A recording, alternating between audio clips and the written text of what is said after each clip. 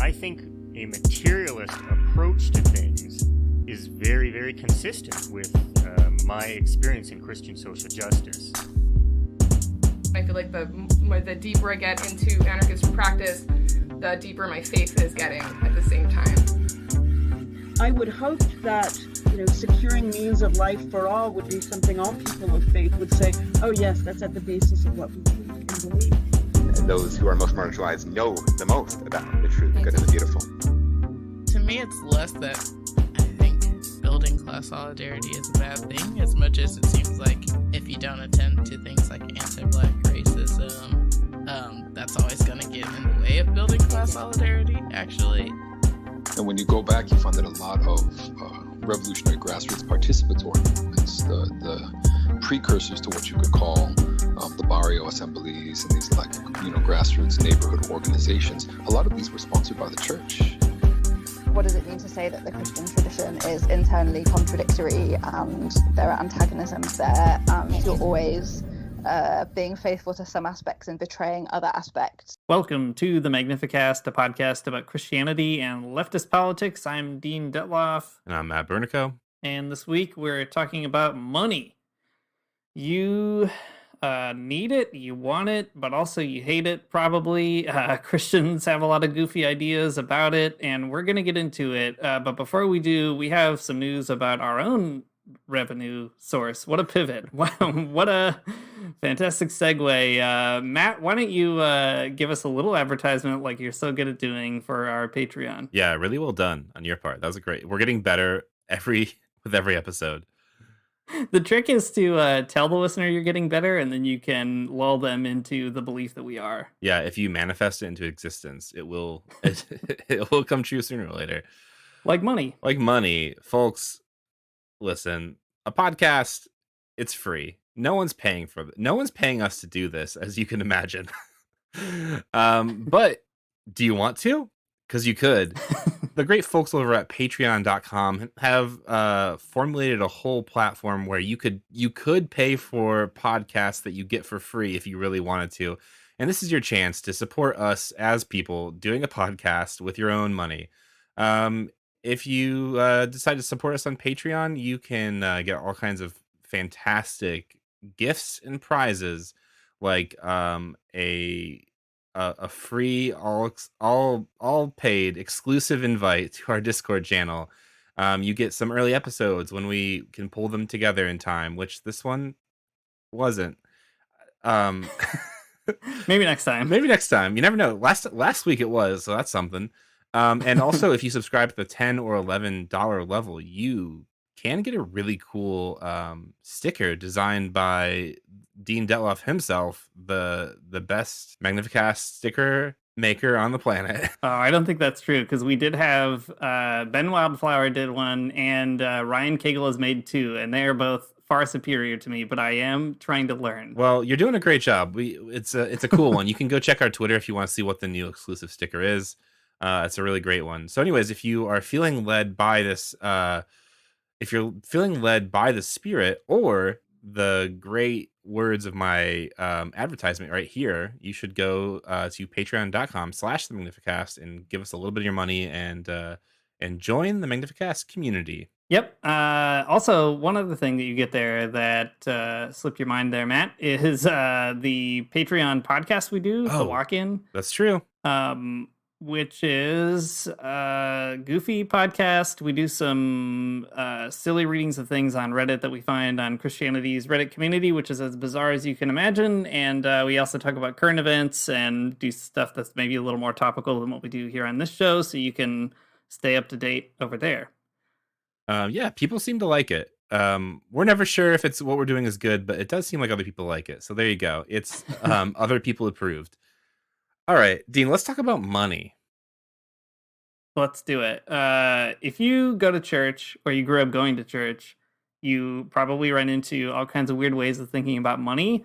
Usually they're kind of subtle assumptions, maybe made with good intentions, maybe not. When you hear people criticize money, they might have some prophetic words against the idolatry of money. and that's fine in some respects. Wouldn't it be great though if we all knew more about what money was and how it works? And that's what we're going to try to do in this episode, with a little help from Karl Marx and theologian named Franz Hinklemert, that we'll introduce you to in a minute. Matt, what's the weirdest thing you heard about money in church? So many things. I have heard some wild sermons though. If you just give 10% of what you make to your church, you will have a better income in the following year, and you can actually just check your taxes next year, and you'll see that that's actually happened to you. So that's something I've heard more than one time in church too. So if you do tithe, you'll have a better you'll have a better tax filing. You'll get more money. You'll have higher income in the following year. So that's a pretty weird thing that is made up. Yeah, that's pretty, I've never thought about this till right now, but it is funny how so much of Christianity has kind of imbibed that almost like New Age idea about money, this sort of like abundance, whatever it is, abundance spells. The most baseline thing that I typically hear is that money is basically a tool that people can use that I think people intuitively understand can actually make you a bad person. But if you're a good Christian, you can use that tool for good. And that's kind of the key, is to keep everything in balance, to make that money work for you and work for God's kingdom, as a sort of more or less, neutral thing that might lead you down the wrong direction if you're not paying attention. Yeah, I think so. All of that being said, though, I think that there is in church. I mean, even when you do hear some prophetic words or whatever about how money might be the root of all evil, or whatever it might be, I feel like more times than not in church, even if they're good, even if the teaching is good intentioned, even if it's sort of critical in some way, I feel like it's all kind of uncareful. It's not like a deep analysis about what money is and how it works and how it sort of flows throughout an economy. I mean, which is not really a dig on church or Christianity in general.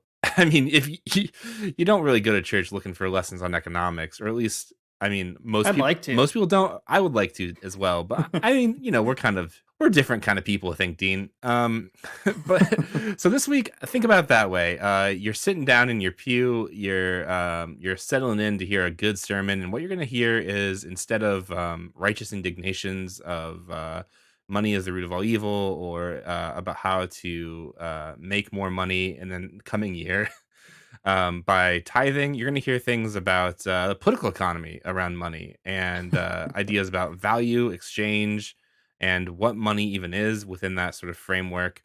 Like Dean said a few minutes ago, we're going to talk a little bit about a book called The Ideological Weapons of Death, which is just a great title for a book, by Franz Hinklemert, which is a name I can't say right, and I probably won't for the entirety of our conversation. But Hinklemart was a liberation theologian who was he has a good reading of Capital. I mean, kind of coming from that economics background that Dean mentioned a minute ago. He's German, but he also he's done most of his work theorizing from Chile and Costa Rica. He was involved with the Christians for Socialism folks, and was also in the end forced to flee from Chile because of the Pinochet coup. So yeah, I mean, he has a better understanding of money and of political economy, than a lot of other theologians. I think in general, he was trained in economics, and he did a lot of his work focused on like economic theory, but also tying in theology to it, which I really appreciate. Actually, I mean, there's so many theological references in Capital that I think and lots of like religious thinking in Capital too, that I think you'd miss out if you didn't have this like liberation theologian reading it alongside you. So it's really helpful for that.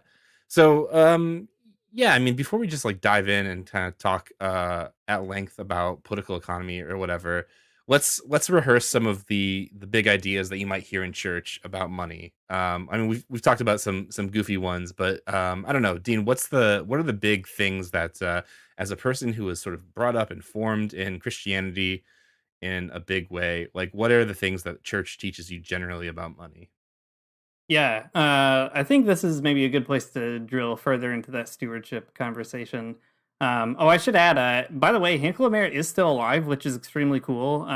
He's an older theologian, obviously, but there's a lot of cool videos and stuff that you can find if you Google around. And that book, The Ideological Weapons of Death, the first forward or introduction or whatever was written by Cornel West a long time ago. So kind of a neat thing. Anyway, that's neither here nor there.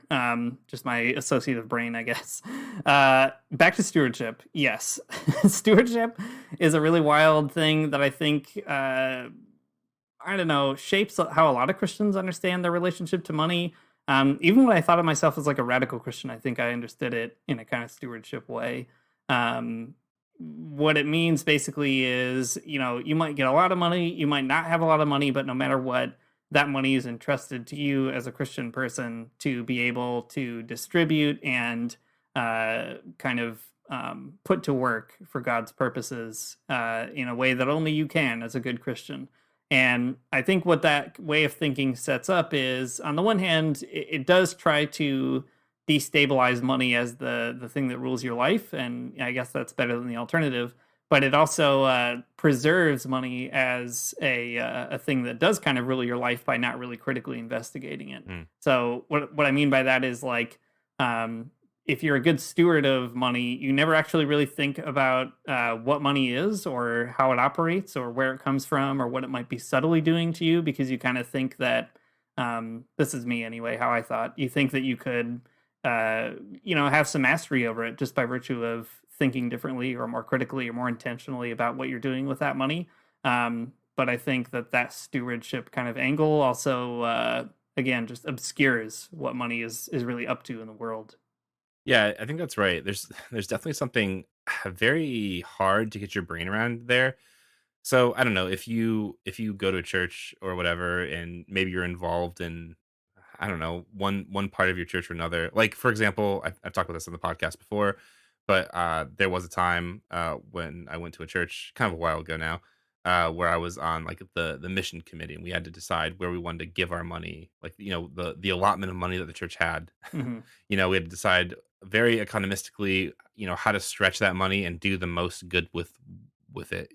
Basically, that was the idea. So, like, some of it goes to this missionary, some of it goes to this organization, some of it goes to this organization, and, like, that's fine. I mean, broadly speaking, I don't. Well, probably not for the missionary, but I don't have a lot of good things to say about Protestant missionaries. But anyways, giving into this organization, that is probably fine, right? Like, that's how a lot of sort of like humanitarian aid kind of things get funded throughout the world, is just off of donations and weird fundraising models from churches or whatever, and like whatever. But at the same time, like, in doing that, we never stopped and thought, like, is this bad? We never stopped and thought, like, is giving to some nonprofit like really going to sort of solve the problem at its root? And the answer would have been no. It wouldn't have. But it was always sort of an exercise in trying to just stretch things as far as they possibly could. Whatever little amount of money we had, we wanted to use it to the greatest amount of good, to maximize its its utility in the world, to do good. Mm-hmm. And, like, again, nothing really wrong with that, but it's not a deep understanding of money in any kind of political economy kind of way. Mm-hmm. Yeah, and I think the key too is to say having a deeper understanding of money, as always on the show, is not, I hope, not so that you can just be the smartest person in Sunday school or something, but You will be, so though. that you can. Yeah, of course you will be. Yeah, I mean, that's just a byproduct, a side benefit. But it's just like when a long time ago, not that long ago, I guess, still during the pandemic, we did an episode on labor and how that works in relation to capital and stuff like that. And the whole point is to kind of say, if you really want to know how to organize and make the world different, it's to our benefit to take the time to figure out how the world is really put together, so that we can also figure out how to take it apart. And I think money is such a classic piece of it. It's also something that is up for grabs, but not only in Christian conversations, but also in leftist conversations. Lots of debates about money, about what it is, what it does. You might have seen, I think the new sort of hot topic or hot debate is modern monetary theory, which I won't go into on this podcast, but suffice it to say, I'm a boring old Marxist. I don't like it for that reason. But nevertheless, flagging that as, there's lots of people just kind of talking about money right now, I think. And it's good for Christians to pay attention to that and try to think through what we think money might be, and how we might be able to have a critical relationship to it. Cool. So that's a little bit on stewardship. I don't know. Should we say something about charity too, Dean? Charity is a big Christian idea in when it comes to money. I don't know. I don't know what it's like being Catholic. I couldn't even fathom it, honestly. It's great. But kind of having a bit of a Methodist background, even though I'm not one any longer. There's a phrase from John Wesley that Methodists love to throw around when people start talking about money. John Wesley is sort of the founder of Methodism, though he himself was not really a Methodist. I think that's right, at least. Who knows? Man, I couldn't tell you. Anyways, John Wesley has a saying about money. He says, "Make all you can, save all you can, and give all you can." That's like a thing that Methodists are always repeating around the idea of money. And I mean, fine, I guess. It's just like it is again, it just kind of sticks out to me as something that is not super informed by I don't know, the logic of the gospels, but Mhm. the idea is still is again is trying to maximize your the amount that you can give people. Which I think in theory, in the John Wesley theory, or in I think just maybe the general theory of charity, giving more money away is like what is going to I think like fix problems. And in some ways that might be true. In other ways, definitely not true. Some problems like the like the entire political economy that is capitalism cannot just be solved by giving more money away. That's not exactly the point, right? But Mhm. in other cases, it makes sense to give people money. So it is a tool, but sometimes the solutions to problems are not as clear as others. Yeah, but I think that's a great illustration of what we were just talking about too. That make all you can, save all you can, so you can give all you can. It's like, well, to make all you can in a capitalist society is actually to Exploit people.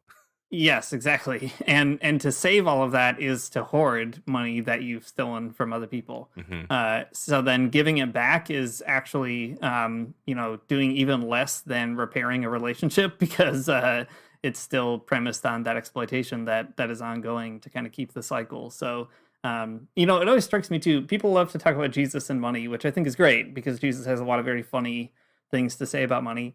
But the thing that cracks me up about Jesus and money is you could not find a character who exemplified the exact opposite of this Yeah. this motto more, I think, right? Like get as little as you possibly can.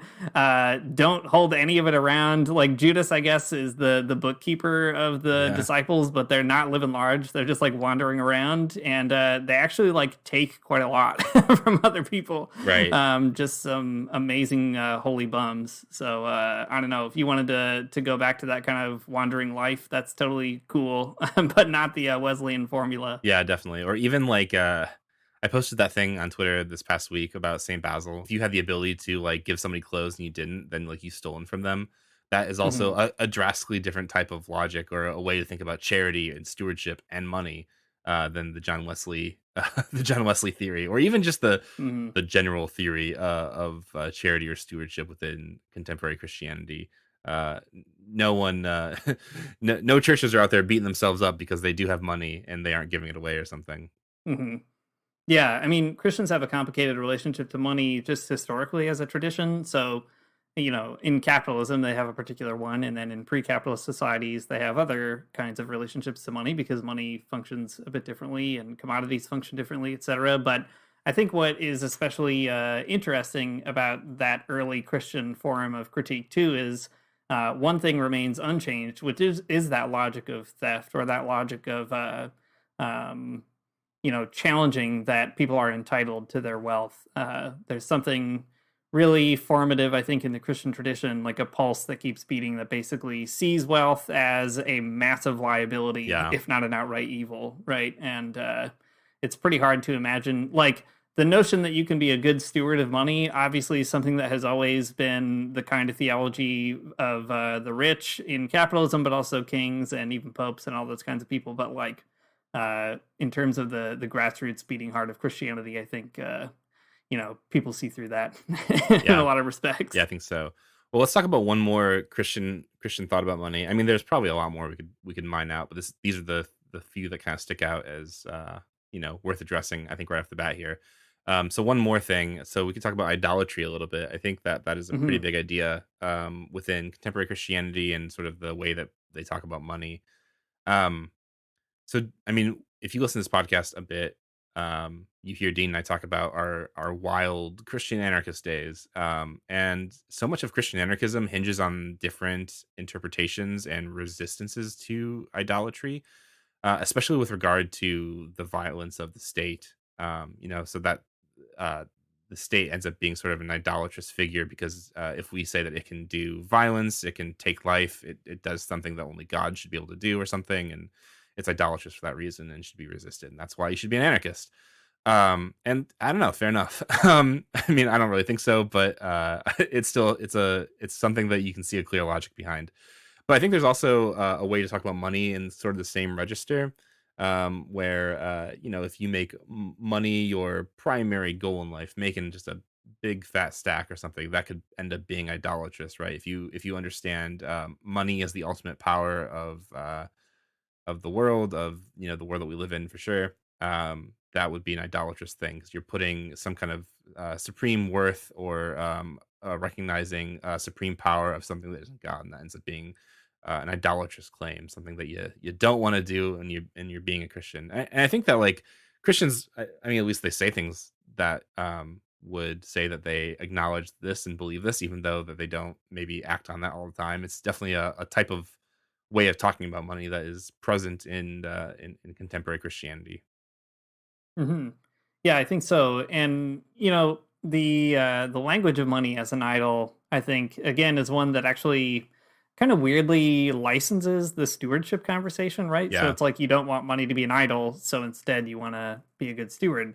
But I think what that sort of suggests is, just like anything, the question is what makes something an idol, because how you answer that question and how that question arises, I think really makes all the difference. We talked in the past a little while ago when we did talk about Christian anarchism recently.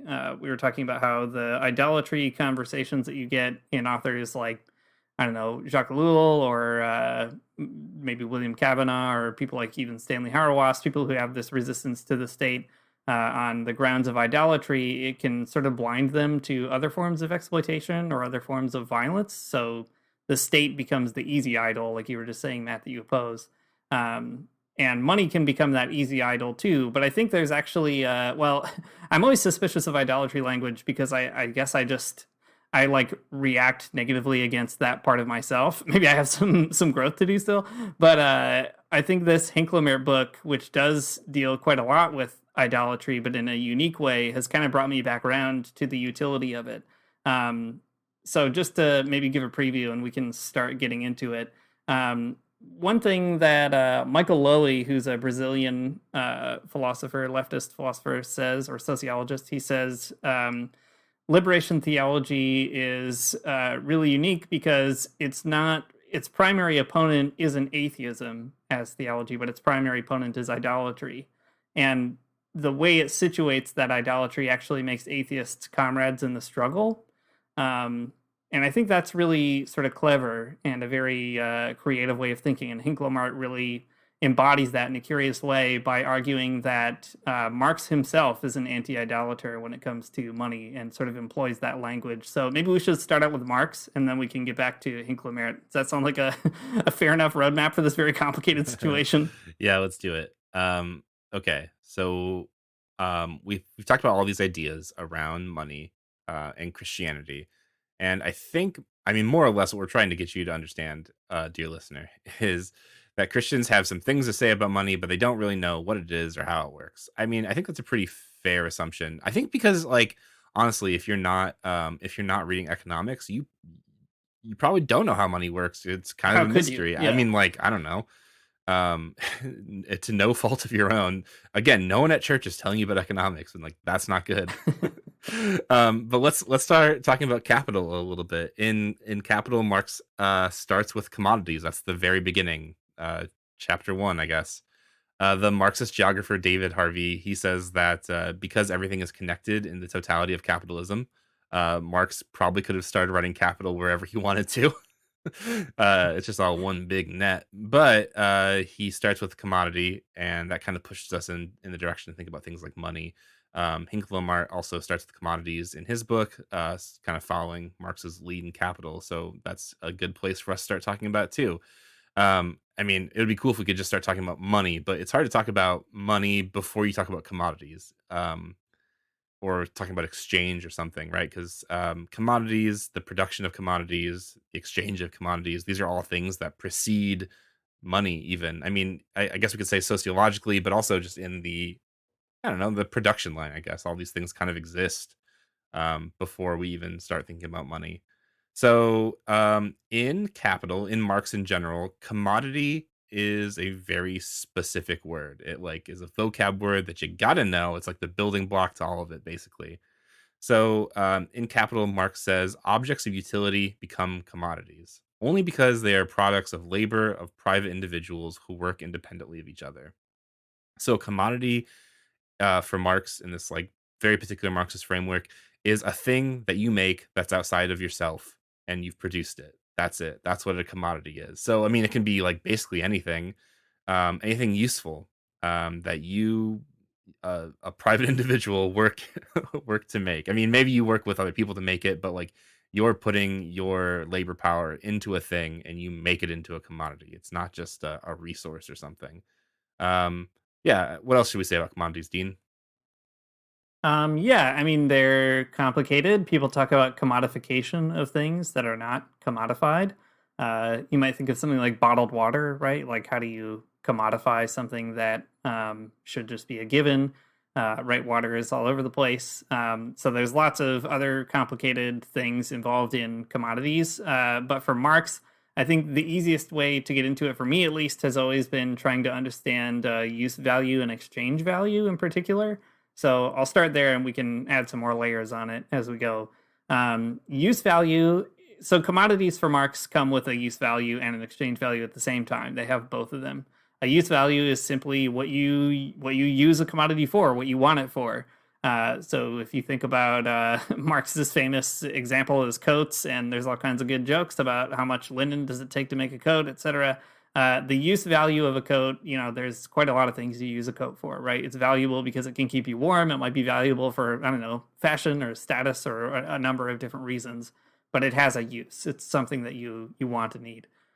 Exchange value is the amount, the quantity, or that the commodity is exchanged for in a marketplace, which may be not directly tied to the use value of that commodity, right? So a cheap coat and a very expensive coat can both keep you just as warm, but the exchange value is not dependent necessarily on that same kind of use value. And I think that fundamental contradiction in capitalism is something that is always really intuitively interesting. I'll give an example of it in a minute, of how maybe people intuit this without reading Marx. But for me, at least, that's a good way of understanding commodity, is that they're things that we encounter in the world and in the marketplace that under capitalism have a use value and an exchange value. And that's like a good starting place. What else should we add on top of that, Matt? Yeah, I mean, exchange value. There's so much nuance to like I think how the political economy works. It is very tough to even Yeah. just like say something very definitive about it. But I guess I would just stress too that exchange value is not about the cost of something. I mean, though that's kind Right, of right. wrapped up in it, right? It's more than that. It's about how much of one thing could equal another thing. Like kind of like Dean Yes. was saying, but it's I mean, when you read Capital, it is kind of bonkers because it's just like, well, say you have a ton of iron, but also somebody else has 15 tons of corn. Do these two things equal one another? And like, okay, but it's that kind of thinking, right? It's like how much of Yeah. one commodity could you exchange for how much of another commodity, and like how would you figure that out? And markets do in different ways. Again, a lot of nuance, but that's kind of what we're talking about with exchange value. So it's sometimes it's really easy to be like, okay, use value is what you use a thing for, and exchange value is how much it costs, but not quite. Use value, I mean, use value is really straightforward. It is what you use it for. But things can have all kinds of different uses, for sure. Water, you can drink it, but also you need it for all kinds of industrial reasons as well. All kinds of things going on with use value. So it's more complicated than just that. But exchange value is not just the cost. It's it's about exchanging things, which is it's a pre-capitalist formation too of interaction. It's not exchange doesn't just happen in capitalism, but it does happen in a very particular way in capitalism, which is where I think some of the ideas about money come in. But that's good. Yeah. Dean, can you give a really concrete and also extremely on brand example of how all these things work? Yes, absolutely. I have thought about this example a lot, and I'm ready to share it publicly, as embarrassing as it might be. Very brave. Yeah, it is extremely brave. So here's one example of how I think I said, people intuit this sometimes, and this is how I kind of feel like I've intuited this lesson when I was like 19 or 20, as a young Christian anarchist, probably coming home from this cool Salters show with a great patch. Here's something I used to think, I guess, when I took myself to be a radical Christian anarchist type. So when you're a radical Christian anarchist, one thing you think about a lot is your consumptive habits. It's like, should I be buying this or that thing? Does it make me, am I complicit in the violence of the economy if I like buy something at Walmart? Which of course you are. Yes, the answer is yes. But if you're an anarchist, you're always trying to, a Christian anarchist the way I was, I want to qualify that with 1,000 asterisks. You're always trying to, lead a life of absolute minimum violence. So you're constantly racking your brain over all your your particular decisions. It's an extremely exhausting way to live. But one time I was walking through a mall and I saw this shirt that I really liked, but the shirt was super expensive. So I was trying to think about it, and I thought the only way I could really justify wearing the shirt, buying the shirt, is if I determined how many times I think I would probably wear it. And then that would be sort of like dividing the price of the shirt into renting different uses of that shirt. So I concluded, I probably wouldn't wear it enough to make it worthwhile because I wouldn't be willing to pay a lot of money per wear for the shirt. So I'm already sort of intuiting something about the difference between use value and exchange value. But then I thought, it's pretty wild that I could buy a lot of other things for the same amount as this shirt, the same amount on the price tag. But I would use those other things a lot more, and I would pay less money to sort of quote unquote rent them per use. So this is like a really naive way of thinking about economics, but the intuition is kind of like what Marx says about use and exchange value.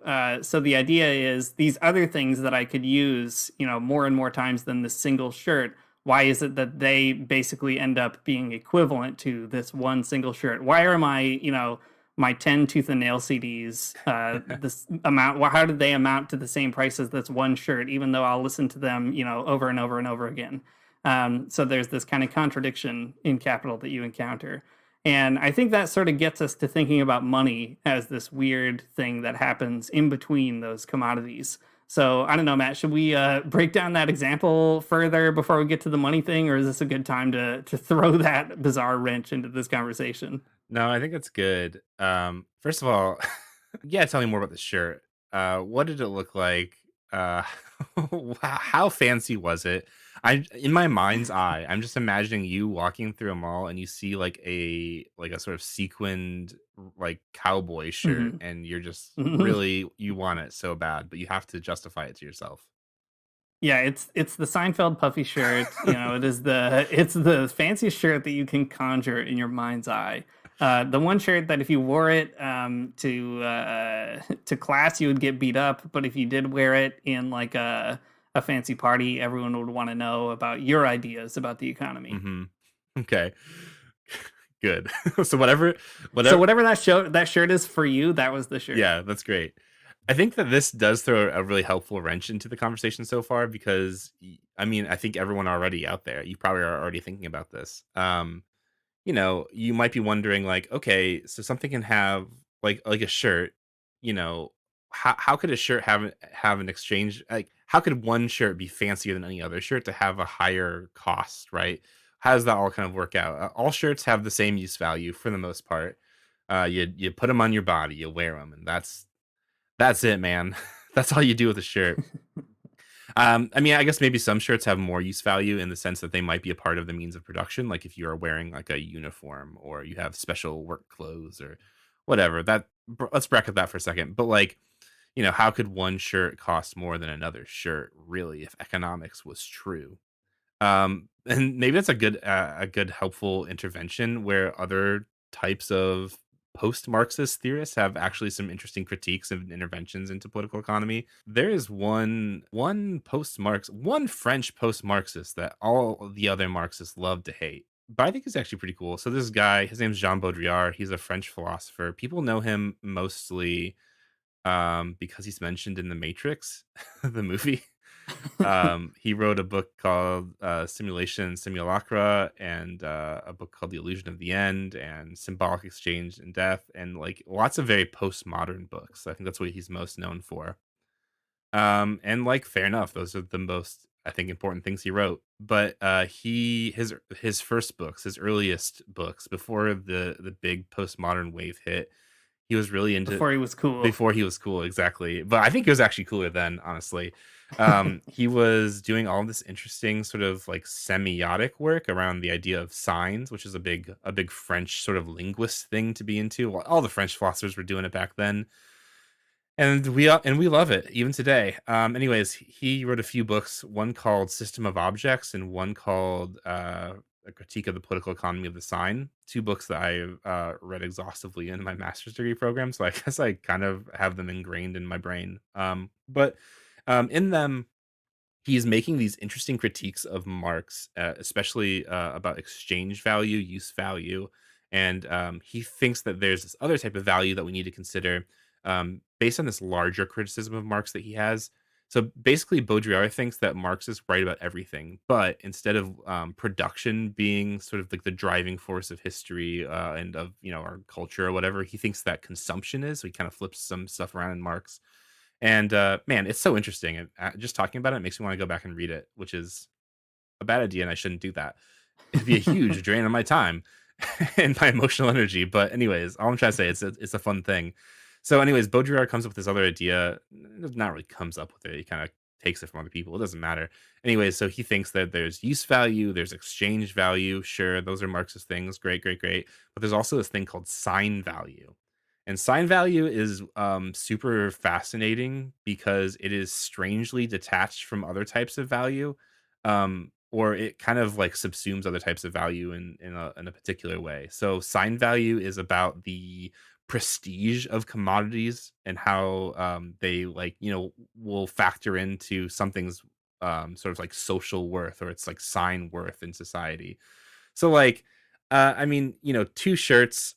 Well, shirts are kind of hard actually if you think about it, because like they could have different uses, and that might make that one have a higher exchange value, or it might drive the price up or whatever. But like think about this: like if you have two cars that are basically similar in use value, they're identical for the most part. They have the same amount of doors, they have the same type of engine. The only thing different is that two different companies make them or whatever. So they have a similar use value, and like they probably have a similar exchange value. But one car would have a higher sign value based solely on the brand. And like that's it. You heard it here first. Baudrillard did figure out brands in like the 1960s, way before they even got on Twitter. So I mean, it's this idea that like some things, some brands or some commodities, they have a type of prestige around them for like basically no good reason. I mean, maybe they're made better, or they appeal to you in different ways than their use or exchange value or whatever. But at the end of the day, it's still just a thing, but it has this sort of thing, this existence that precedes itself in our society. So like an Abercrombie and Fitch shirt is at the end of the day a shirt, but it's it has a higher sign value than a shirt that you'd buy at Walmart or something. So I think that's actually like, I mean, for Marx, I think this type of thing would have been beyond him to say, because the existence of brands is sort of different in the 1840s and 60s and whatever. I think it took someone like Baudrillard sort of on the other side of consumer society to say something like this particularly. But I think it's actually a really, even though it's couched in a critique of Marx, it ends up being a really helpful addition to thinking about commodities. I think Marx has a lot of interesting things to say about pricing and advertising as well, but it's definitely true that he lives before the rise of consumer society. So yeah, sign value. Marx couldn't have worn a pair of Nikes. Yeah, I guess is what I'm saying. Totally. But yeah. So that's how the materiality of commodities goes, right? You have some material things to think about, right? A commodity is something that has a use value, an exchange value, maybe a sign value. It has this kind of function in social relationships, and there are a lot of social relationships behind it. But commodities also put certain pressures on us to act or think in certain ways. And this kind of also brings in maybe some shades of idolatry. So Marx calls this way that commodities pressure us fetishism, which is a term that he gets from anthropology, and it has a significant relationship to religion. When you think fetishism, try to avoid having your brain go straight to Freud and stay with Marx for a second. He's talking about this kind of weird way in which things captivate our attention and hold our attention. So basically, if you see a commodity on the shelf, if you see a shirt, you go in and you see a shirt, you forget that there's actually a whole web of labor and working people that are behind getting that commodity, that shirt, into a store, onto the rack. And commodity fetishism is a kind of like mystification of value that locates the sort of genesis of value as arising from the commodity itself. So the shirt is the thing that bears value, which we think about mostly as something like price, rather than the shirt actually being the result of a whole network of social relations that produce the commodity. It kind of like holds your attention and then it blinds you to whatever is behind it. Maybe one good example of this is like, I love following union accounts on Twitter, but especially the United Farm Workers account, which if you're not following, you absolutely should. Yeah, UFW is so good. They're like constantly, it's really good. They're constantly posting videos of people like picking fruits and vegetables in the field, showing how they do it, what they do, the conditions that they work in. And they're always like around the holidays, they'll be like, are you going to sit down to a Thanksgiving dinner? Well, here's all the people that pick whatever, cranberries or something. Yeah.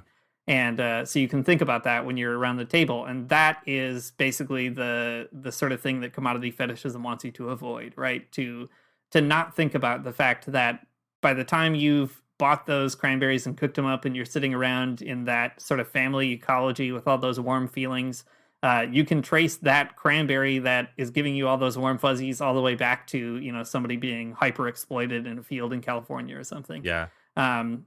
And I think, maybe you're already thinking a little bit about idolatry at this point. I think probably should be. But we'll come back to that in a minute. I think before we get there, it's important to break down how all this stuff relates to money. So maybe I'll pass that over to you, Matt. How does all this stuff have anything to do with money? Yeah, man, a lot about money. Okay. So we've got commodities. Those are just the things that people make, and the commodities have different types of value. Yes. But our encounter with the commodity is a sort of mystical experience. I mean, it seems like such a weird way to think about it. Like, it's such a weird way to think about a shirt. But, like, I don't know, when was the last time you actually saw a product in a store and you were like, who made that? Probably never. I don't know. I go to the grocery store all the time and I never really think about it. That's like bad, but it's because like the encounter with a thing decontextualized from its labor is just, it's a mystical experience. It's made somehow and it just appears on a shelf and like, damn dude, that's magic basically.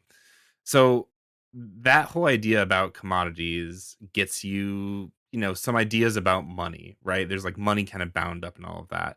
And this is maybe where we can start talking about Hinklemart. He summarizes the relationship of money to commodities in a really interesting way that I think helps. I mean, just basically tell you what it is. It gives you a good definition of what money is, rather than relying on, I don't know, weird ideas about the gold standard or something. Hinklemart says money is a commodity. There you go, but it's not a commodity like the rest. It's the commodity that stands out above all the rest. It is the commodity that serves as a common denominator for all the rest, and into which they must be converted in order to have their value confirmed. Money is the intermediary between the price of a commodity and the social labor or the elementary system of the division of labor. I typed all that out from this book and I thought, I understand what this means. And now I've read it and I'm like, actually, that's kind of complicated still. So money is a commodity. It is a thing that you make, right? It's a thing outside yourself that's produced. Okay. But it's not a commodity like everything else. It stands out above the rest because money is like the thing that it translates the value of one thing into another thing. That's kind of, I think, the short of it, or maybe a pretty good way to put it. It's an intermediary between the thing and the social and like all of the labor behind the thing. Does that make sense, Dean? Am I saying anything that means anything right now? Yeah, I think so. Well, maybe a little bit more from Hinklemeyer, weirdly enough, will help. Yeah, just he, say more things. Yeah, exactly. The more you say, the more you can finally find out what you're saying. He goes on to say, there appears a commodity that is a depository of value. It allows for a separation between acts of buying and selling. When a product is sold, its value is preserved in money, and when it is used for buying, it returns as the value of a needed commodity. Money is not exchanged as in barter, right? You like give something to somebody and they give you something back in return. One who receives it does not need someone else to give it to. It's a depository of value. It allows for storing value in a form in which it is of no other use to anyone. This is kind of what I was saying earlier about like pre-capitalist exchange, right? Like you can exchange that, you can barter, and that's pre-capitalist. Or I mean, you can barter now or whatever. If you have a friend that has a goat and you have 30 bushels of wheat, sure, you can barter those two things. But the thing, like the innovation of money is to translate the value of things so you don't have to do that, right? So like if you don't have 30 bushels of wheat or something, you don't have to, go find them. You can find the translated value of those things, and that's what you use. Yeah, I think that starts to, I guess, make a little bit more sense. It's not just like a thing that's bad or good or whatever, but it's the thing that you use to translate the value of something else. Hmm. Yeah, Hinklemeyer relies a lot on capital here, but the early Marx has some really fun things to say about money as well. In the 1844 manuscripts, I won't go into it in too much detail, but there's a great essay in there about money. And one thing that Marx observes in there is that money has this kind of magical quality where, like, it makes absurd things equal. And, we just mentioned, I was using this example earlier of what if you want this great shirt, but also you have like 10 other CDs that are even more important to you. How can these two things possibly be equal? That's what money does. It ignores the use value and the real sort of meaning that something might have for a person, and it translates it into this kind of fictive value. And the funny thing about the early Marx is he has all these observations about how, like, if you have enough money, you can just like overcome all kinds of natural barriers, which in some respects might seem like a blessing or a boon. And I guess, in some respects it probably is. But in a lot of respects, it's bizarre, because what Marx says is, like, you can use money to, buy friends and buy influence and buy things that can, like, I don't know, hide the realities of like your insecurities or your kind of strange natural limitations. And once that money is unequally distributed, some people have that freedom a lot more than others. And moreover, they have it at the expense of others under capitalism. So there's this kind of magical power to money that Marx is really good at talking about when he's a young philosopher. And by the time he gets to be an old philosopher, you get to see a lot more about what it takes to actually have that magical power. Yeah. You can also start to see how kind of absurd the whole thing is too. I mean, especially when you start considering, so use value, exchange value, but also sign value of things. Like there are things that cost like crazy amounts of money that have, very little use value and like basically no exchange value. Like, I don't know, like Beanie Babies or something, right? like a first edition holographic Charizard that you got when you were 10. It had the use value is it's for a game. The exchange value is like, the paper it's printed on or whatever. But the sign value, because it's sort of a manufactured social value, it's high, right? You get $500 for that bad boy. And it's completely absurd. But that's the way some of these values start parsing out, and we'll use money to translate, I guess, even though it doesn't make sense. There's a lot more to money in Marx, and there's a lot of complicated things about money too. Money today is not completely different than it was in Marx's day, but different in some very important ways. When Marx was writing, money was directly tied to currencies that are easier to think about as commodities, right? Gold and silver and stuff like that. Now money is not tied to those things, so its value floats around and is determined by other stuff. things like imperialism, Mhm. especially, but other things too. So there's more to kind of lay on top of this, but I think that it helps to at least still start from those premises that Marx does, because what you find out is money is this kind of thing that has a unique relationship to commodities in a capitalist society. Like Matt was saying, commodities exist before capitalism. Money also exists before capitalism. But in capitalism specifically, as a system designed to enrich capitalists through capital accumulation, money plays really particular roles, and this kind of mediating role that it plays between commodities ends up being very important. It's especially troubling when you start thinking about things like labor as a commodity, right? Like Mhm. that's what a wage is. A wage is supposed to be the amount of money that someone will agree to be paid in order to sell the commodity that is their labor power, their literal ability to work. And you know, if your wage is $7 and someone else's wage is $15, well, that's a pretty big difference in something that has a use value that is pretty significant. So there's lots more to be said about it, but I think I don't know. We'll have to return to this in a later episode, but we promised to deliver on the idolatry piece, and I think Hinkle Merit really helps us out there. Maybe we can kind of keep focusing on that magic part of money. Anything in the idolatry conversation that we should start picking out here, Matt, as we close the gap toward the end of this episode? Yeah, a lot. So I was mentioning at the very top too that in Capital there's lots of interesting religious thinking, and Marx makes some references to the Bible and to some to theology. And Hinklemart, being both a theologian and an economist, is able to pick up on those things in ways that a lot of people don't. So let me read you this little quote here. It's pretty interesting. So Hinklemart says, "It is not any commodity whatsoever, but the one that stands above the rest. Although any commodity may be converted into money, it's the gateway to commodities, through which their value is confirmed." Okay, we've kind of said that so much, but this is where the theological thing kind of comes into to play here.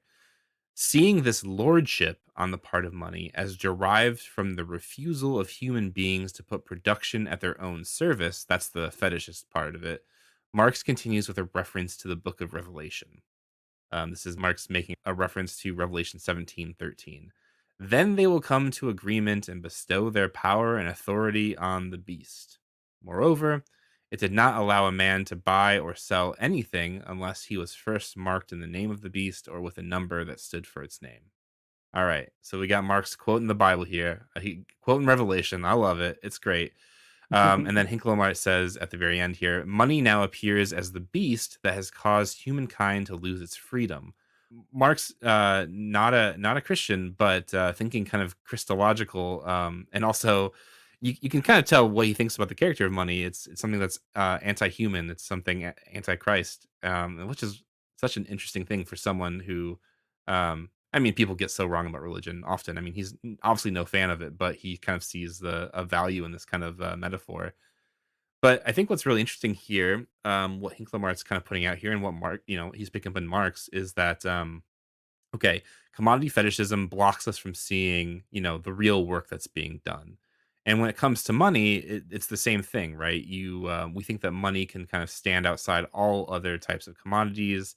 It can translate anything. It ends up kind of like being this all powerful thing in a society that can make any absurd thing equal, right? It has a sort of omnipotence in a way of thinking, because it can transform any one thing into any other one thing, or it can buy chunks of people's life. It can do all kinds of things that it ought not actually. But what's interesting though is that Hinklemart says that it's the refusal of human beings to put production at its own service. It reinforces the idea of commodity fetishism insofar as it does not demystify Mhm. the production of commodities, and it is something that we actually use to subjugate ourselves even further. It's not just like, wow, where'd that weird shirt come from, but but money is a commodity that is used towards the subjugation of our entire way of thinking, where money isn't a thing that we made that we can use to exchange things, right? Like as a great sort of mediation device or something, but it's something that we end up becoming deeply beholden to in all of the worst ways, where we end up killing ourselves to get a little bit of that money, We let people exploit one another, all kinds of other things. But money becomes this idolatrous thing, not because like it gets in the way of God or something, but because we let it have a type of power over the world that is deeply harmful to other. Yeah, I think that's right. It's also an interesting piece about money sort of lording itself over us. Hinklemerit, we didn't have time to get into it, but also in that book and in the first chapter on money, he goes to great lengths in some really interesting ways to talk about how capitalism and the system of commodities and money under capitalism, they force us to make all kinds of decisions that are not our own. Like commodities kind of get a life of their own under capitalism. They sort of almost like they make demands themselves on us. Like they demand to be bought and sold, right? They demand to be exchanged, and money also makes demands. You can lose money in lots of ways. You can gain it in lots of ways, and not just through buying and selling, right? You can make more of it if you're willing to pay some people less. You can make more of it if you can get other commodities cheaper. And all these kind of, if you can do this or that, all these kind of if relationships end up forcing people into decisions that they might not otherwise make, or might not be sort of morally good. And so that's sort of Hinklemerit's thing, recalling Marx quoting Revelation, that it's like the beast. We've kind of made this tacit agreement to accept the authority of money, and then to accept that as the name of the beast, the mark of the beast, through which we're all forced to participate if we want to buy and sell. I think this sort of sets us up to think about idolatry differently. So I said, I have these. I feel like the typical Christian anarchist approach to idolatry is a bit naive, or maybe it just doesn't come at the question in the way that I would like to now. But the way that this does is, I think it sort of sets money up as a false god, in a way that the answer to that false god is to smash the idol, rather than to sort of automatically say, well, if we just had sort of a different Christian community, or we all went to church, more actively, or in a more sort of intentionally discipled way, then the rule of money would kind of be gone. On the contrary, it's like, well, our entire political economy is structured around this particular idol, and you don't have to sort of be a Christian or not a Christian, or I don't know, whatever particular kind of Christian. The question doesn't revolve around getting your orthodoxy correct, but it revolves around thinking really carefully about what money is doing to you and to other people, and saying that's not acceptable. This reminds me a little bit of something that we talked about with Lydia last week, about a sort of different type of economy, in the way that we kind of comport ourselves with our neighbors, and giving things away, and sort of sharing our bounties with them or whatever. And there is, I think there's a trend on the left. I mean, you can, the way that you kind of negotiate some of these ideas about money, and what it means to work against that type of economy, I think is is good. There's a lot of different ways of thinking about that, right? And the way that Lydia was working out last week was, these stories about cultivating types of community that subvert this way of thinking about money. I think it's actually really powerful. And it doesn't mean that you also can't be working for smashing the idol altogether. There's just different ways of working it out, I suppose. But I find Lydia's account of the community last week really pretty powerful, especially in light of thinking of money in this way. Like, capitalism is so rife with, just like you said, Dean, people having to make decisions that they don't want to, right? Like, you have to work a job that you really don't want to work or whatever. But it would be really interesting if we could, on the one hand, work for the smashing capitalism altogether in favor of socialism, but at the same time working to build communities where maybe we can practice different types of formations around money specifically. Yeah, I mean, the biggest challenge is there's really nothing you can do to stop the machine yourself. Right. Yeah. Even if you convince your whole church to, I don't know, start bartering and like not use capitalist money or something, you wouldn't have solved the tyranny of money or the idolatry of money. And I think, I don't know, for me, I mentioned earlier, like being a young Christian anarchist is really exhausting because you're like hyper scrutinizing every individual action that you take. I think one thing that kind of got me out of that almost like nihilistic way of living was basically being like, yeah, this problem is a problem of political economy. Yeah. Like the whole situation has to change for this to go away. It won't actually change whether I buy this shirt or not, which is not a fatalistic argument to say you should just buy the Seinfeld puffy shirt. But it's just to say that by, dropping out or pretending you're dropping out and kind of repeating maybe the stewardship narrative in what seems like a more radical register, that isn't going to end up, releasing us from the idol of money in a planetary scale. Yeah, I think so. Yeah, I think that makes a lot of sense. You're right. It's definitely not something that's going to just like you can't opt out of. You can't make an alternative economy within it, and that's going to like stomp the brakes of capitalism or something. At the same time, you can do both, I guess is what I'm trying to say. Yeah. I mean, it's definitely not to say that you shouldn't try. Yeah. Or even, I mean, I guess maybe the alternative economy of you and your community is maybe not at the end of the day about overthrowing capitalism, but it's also not about overthrowing capitalism. Yeah, absolutely. Just want to make some space for everything here. Yeah, I completely agree. Yeah, I think too, I don't know, we're getting to the end here. There's so many other things to talk about money. We spent too much time talking about commodities, I think, so we'll have to come back. But it's important. I mean, yeah, you can't get there without the commodity part. Yeah. Marx also spent too much time talking about commodities as far as I'm concerned.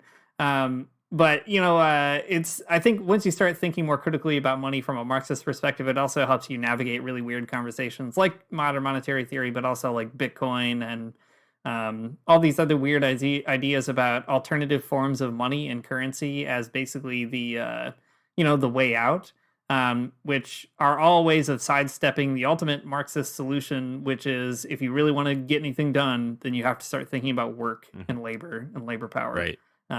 That's where the power lies, not in, I don't know, mediums of exchange that are more or less tied to the state or something like that. Mm-hmm.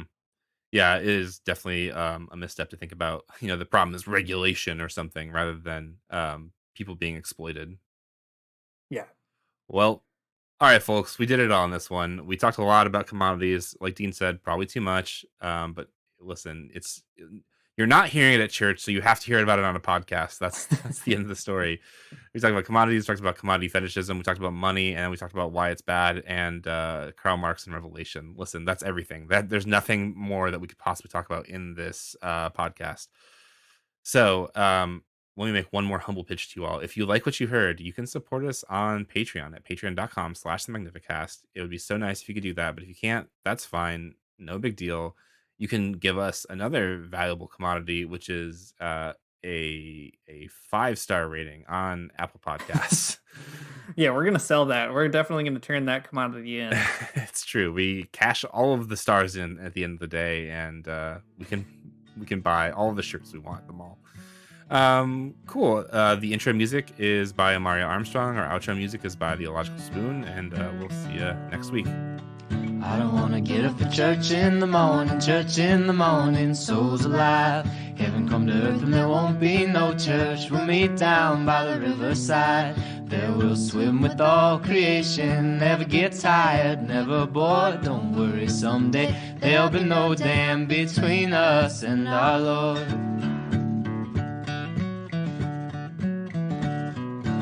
Jackson, keep your hoods up. Keep your hoods up and you stay up late. In Jackson, you keep your hoods up. Well, you keep your hoods up and you stay up late. Oh, don't mind a cold night, but we might mind if you leave too soon. So come on now, it's still early.